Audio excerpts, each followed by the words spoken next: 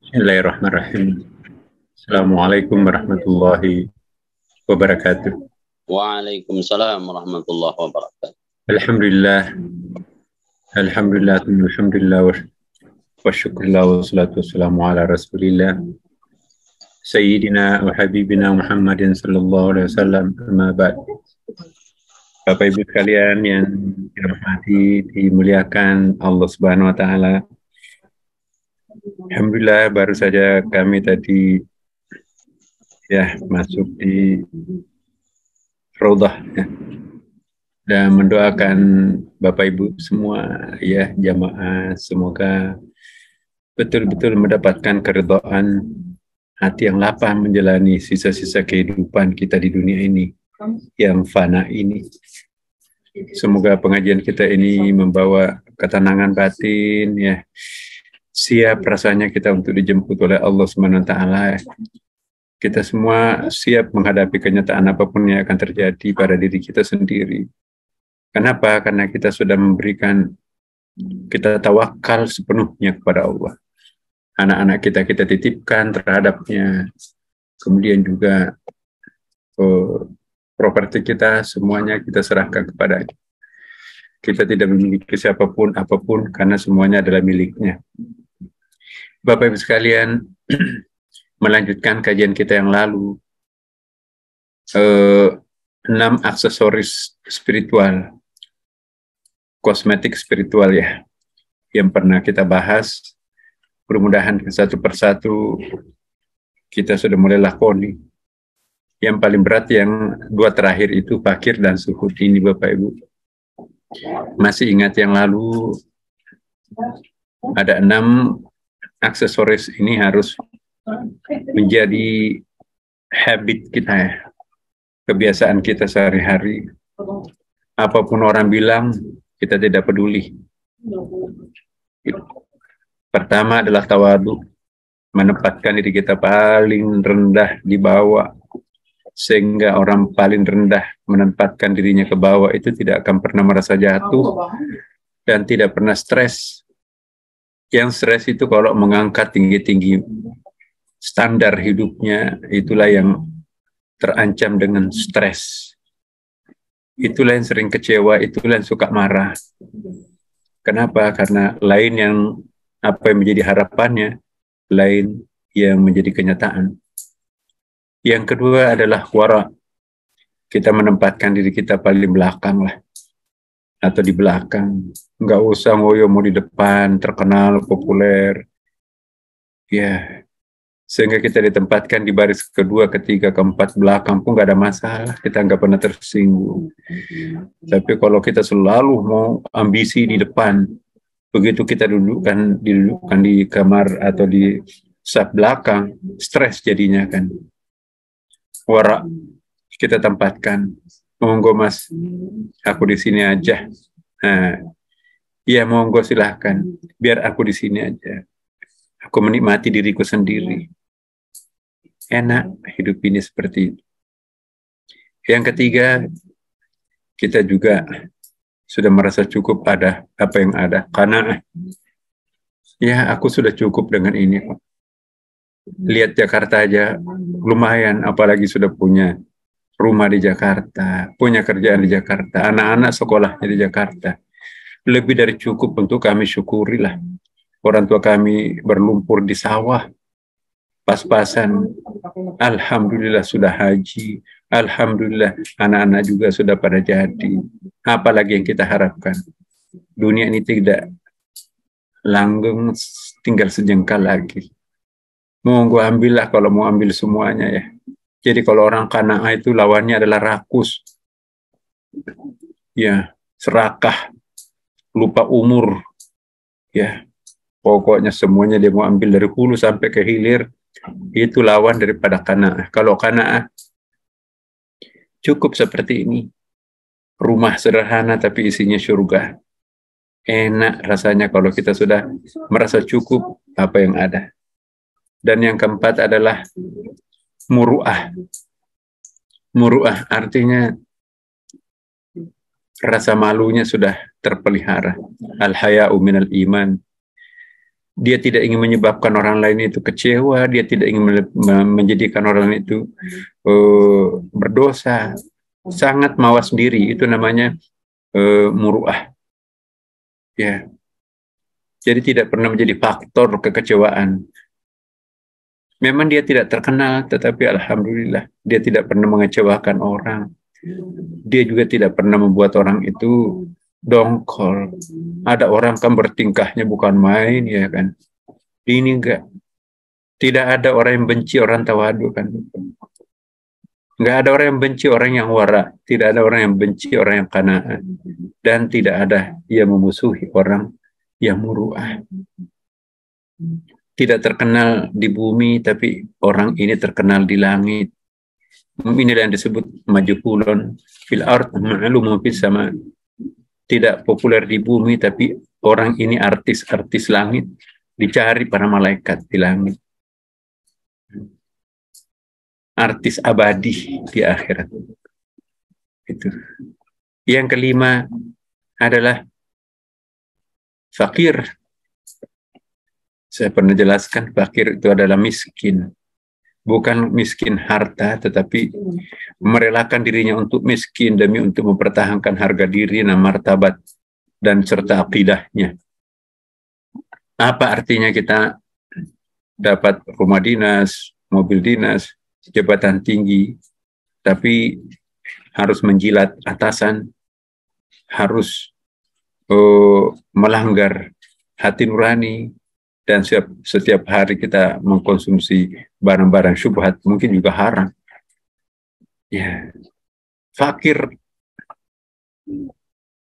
berani mengatakan tidak terhadap atasannya yang macam-macam. Udah, kamu saya ganti, iya monggo Pak, terima kasih. Apa artinya? Gemerlapan di dalam istana, tapi nanti neraka ujung. Seperti kata Nabi Yusuf, Rabbi sijnun mahabbu layya, ya Allah, penjara aku lebih sukai daripada hidup di gemerlapnya istana bergeliman dosa. Dan yang paling berat, zuhud. Menjadikan kepribadian zuhud ini tidak lagi akan didikte oleh dunia. Dia cinta, dia suka dunia, dia mencari dunia, tetapi dia tidak akan didikte. Ini yang kita harapkan, Bapak Ibu. 6 kepribadian ini. Saya akan urai sedikit mengenai yang terakhir, karena ini agak-agak berat. Pertama, apa sih yang dimaksud zuhud? Zuhud. Zuhud adalah memalingkan suatu yang diinginkan kepada sesuatu yang lebih baik. Memalingkan cinta kita kepada dunia, karena kita cinta terhadap kepanjangan keabadian hidup kita di akhirat. Tidak gampang loh Bapak Ibu. Tidak gampang say no terhadap ajakan komisaris di sebuah perusahaan dengan gaji tinggi. Tidak gampang menolak terus istri atau anak mungkin menghendaki, ayo Pak, ayo, dan seterusnya. Tidak gampang mengatakan tidak. Ya, dengan segala macam rayuan, pengakuan. Apalagi ada ulama mengatakan, nggak apa-apa, hati-hati. Jadi, tanyalah pada hati nuraninya sendiri. Istabti qalbah. Konfirmasikanlah kepada hati nuraninya. Itu yang nggak pernah bohong, Bapak. Benar nggak sih? Kalau hati kecil kita mengatakan no, tinggalkan. Kita akan kalah terhormat, kita akan miskin terhormat, dan kita akan dipecat terhormat, dan kalau perlu kita akan mati terhormat. Itulah zuhud. Kita tidak akan mempertukarkan akidah ya, dengan kehidupan sesaat dunia ini. Baru satu mobil kijang udah menjual akidah. Ya. Jangan mau menukarkan akidahnya dengan materi. Maka itu zuhud bukanlah meninggalkan harta atau kekayaan. Bukan juga mengeluarkan hartanya ya dengan cara terpaksa, akan tetapi ia meninggalkan keserakahan dunia dengan pengetahuan akan kerendahan dunia dibanding dengan kenikmatan yang diperoleh di akhirat kelak. Ya, tinggalkan keserakahan, enjoy apa yang ada, maka itulah yang disebut dengan perilaku zuhud.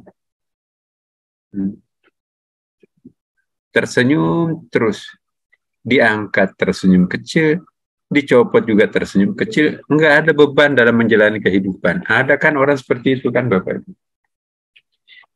Enggak ada beban. Ya, benar-benar hidupnya lega, bebannya enggak ada. Ada tamunya disukai. Ya. Ya, jadi siapapun tamunya, pokoknya tamu itu pemali pergi tanpa makan. Kalau minum teh itu biasa.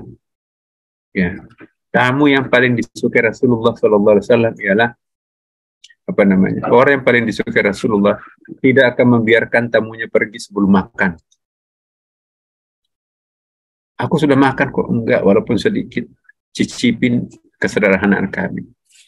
Orang yang seperti ini tidak akan pernah tidak pernah menderita lah. Rezekinya dijamin Allah. Karena tamu itu bukan tamu kita loh Bapak Ibu. Tamunya Allah Subhanahu wa Ta'ala.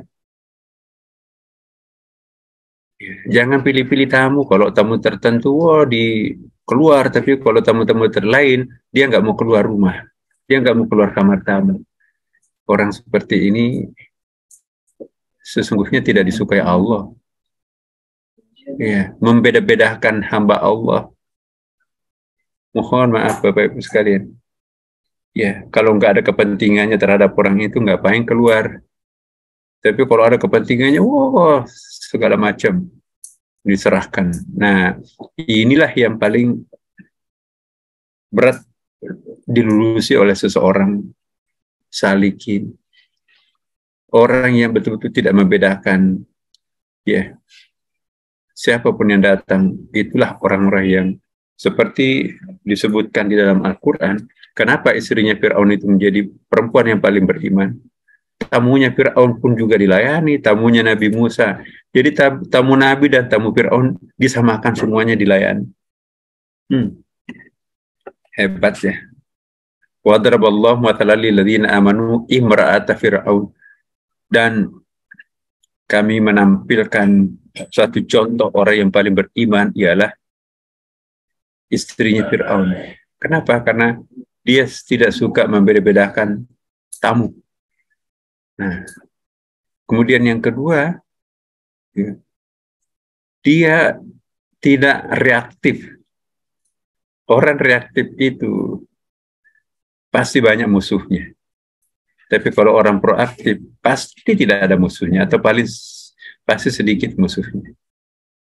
Karena itu, teman-teman, mari kita memelihara betul. Mungkin materi kita akan datang, apa perbedaan reaktif dan proaktif itu. Nah, keutamaan fakir. Nah, tadi kita kan zuhud dan fakir. Nah, fakir dan zuhud ini kan seperti satu mata uang yang memiliki dua sisi. Sisinya itu fakir, sisi yang lainnya itu adalah zuhud. Jadi keutamaan fakir dan zuhud disebutkan di dalam Al-Quran dengan bentuk kalimat pujian. Lil fuqara'i al-muhajirin alladzina ukhriju min diyarihim wa amwalihim yabtaguna fadlan minallahi wa ridwana. Masya Allah. Bagi orang-orang fakir, tapi bukan orang miskin loh ya. Kalau miskin itu konotasinya harta. Kalau fakir itu merelakan dirinya itu menderita demi mempertahankan karakter kepribadian 6 tadi itu ya.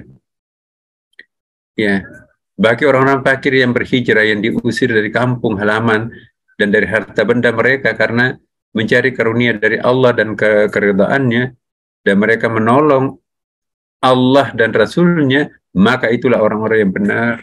As-Siddiq, Masya Allah. Iya, Allah memberikan predikat As-Sadiqun. Kan ada Abu Bakar As-Siddiq. Masa kita nggak ada predikatnya? Ya, lil fuqara'il ladzina uhdiru fi sabilillah. Ya. Berinfaklah kepada orang-orang fakir yang terikat oleh jihad di jalan Allah. Mereka tidak dapat berusaha di bumi. Nah, orang fakir itu tidak suka minta-minta. Kalau ada orang suka minta-minta, itu bukan karakter fakir, itu karakter miskin. Kalau fakir itu terhormat, Bapak Ibu, dan sahabatnya langit, sahabatnya Allah. Kalau miskin itu ya tukang minta-minta itulah. Konotasinya negatif, tapi kalau fuqara itu konotasinya positif. Kamu kenal mereka dengan melihat sifat-sifatnya. Mereka tidak meminta kepada orang-orang secara mendesak. Tidak pernah maksain orang. Dan apa saja yang baik yang kamu nafkahkan di jalan Allah, maka sesungguhnya Allah akan mengetahui. Nah, yang kedua penghuni surga. Nah, fakir itu penghuni surga. Ini ada ini.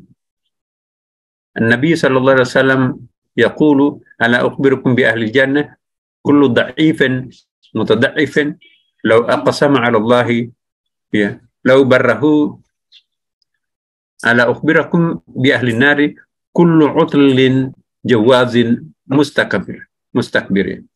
Jadi maukah kalian aku beritahukan mengenai penghuni surga? Tentu kita jawabannya mau. Yaitu jawabannya para Rasulullah. Yaitu setiap orang lemah dan ditindas yang sekiranya ia bersumpah atas nama Allah, niscaya Allah akan mengabulkannya. Jadi orang fakir itu diterima doanya.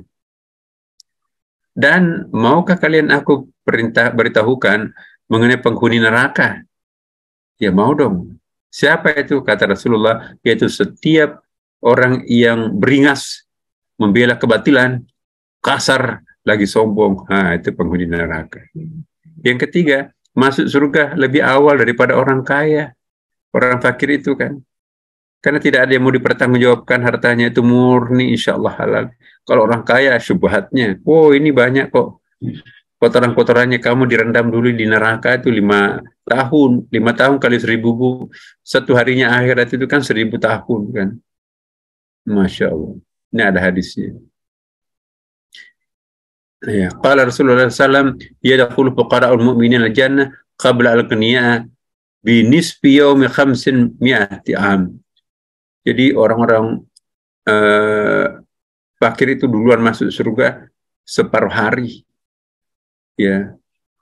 Kalau di sini bi nisfi 500 am, 500 tahun perbandingannya. Jadi bayangin aja. Satu harinya akhirat 1000 tahun kan. Nah kemudian mayoritas penghuni surga itu adalah orang-orang miskin, fakir ya kan. Kenapa? Apa yang mau dipertanggungjawabkan? Konglomerat itu kan banyak menghisap darahnya orang, minum keringatnya orang. Tapi kalau fakir, ya keringatnya sendiri kan. Hati-hati. Jangan mendemonstrasikan kemewahan, apalagi kalau kemewahan itu diperoleh dari penindasan. Nauzubillah min dzalik.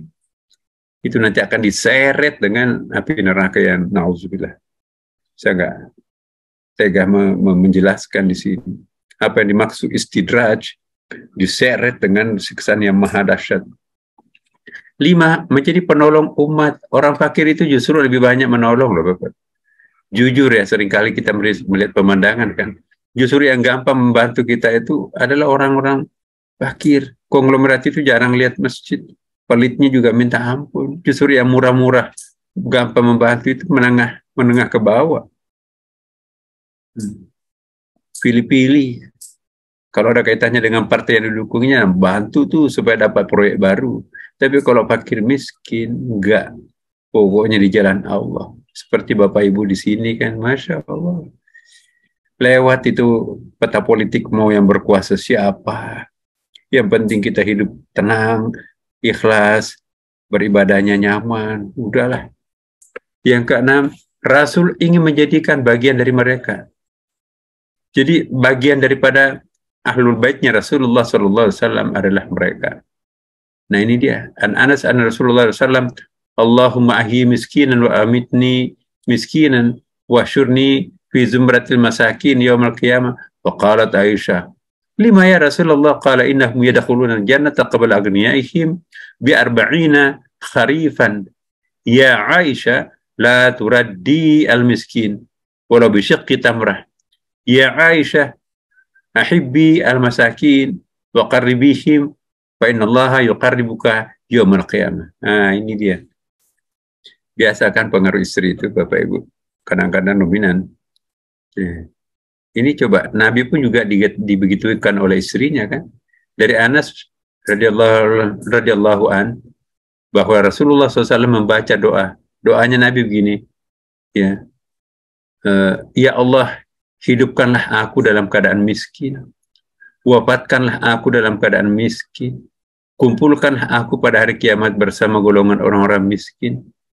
Aisyah bertanya, loh kok kenapa? Kok begitu? Kenapa wahai Rasulullah?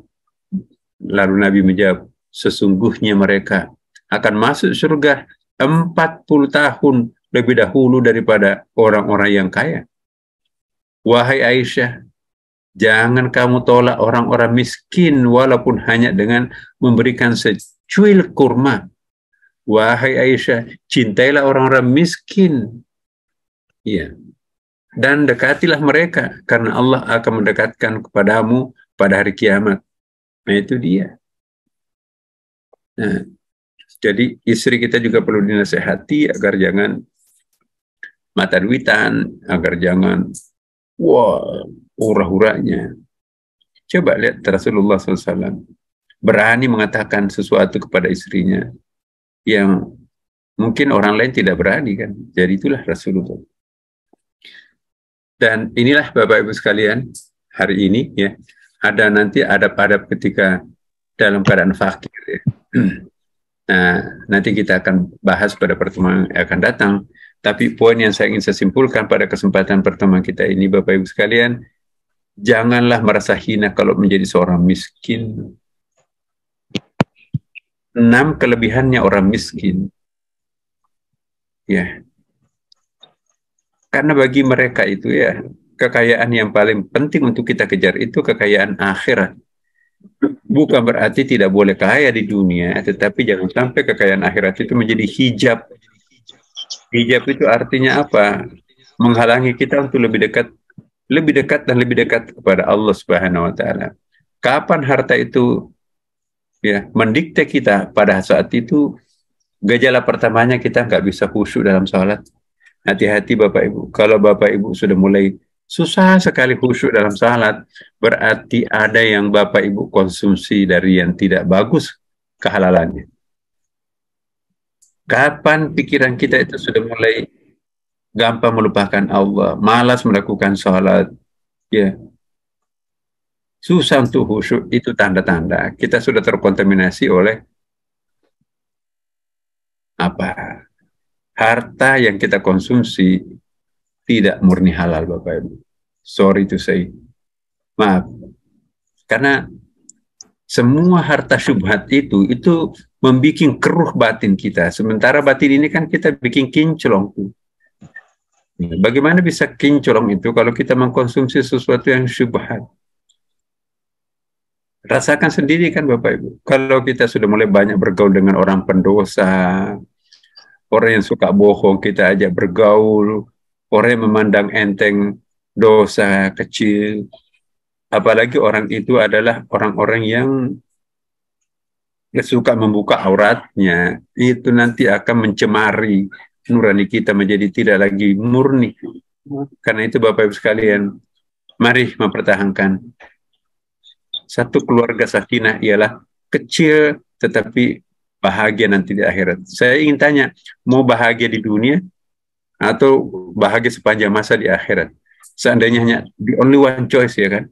Mana yang kita pilih Bapak Ibu? Cuma sejengkar kita hidup di dunia kan, tapi abadi kita akan hidup di akhirat.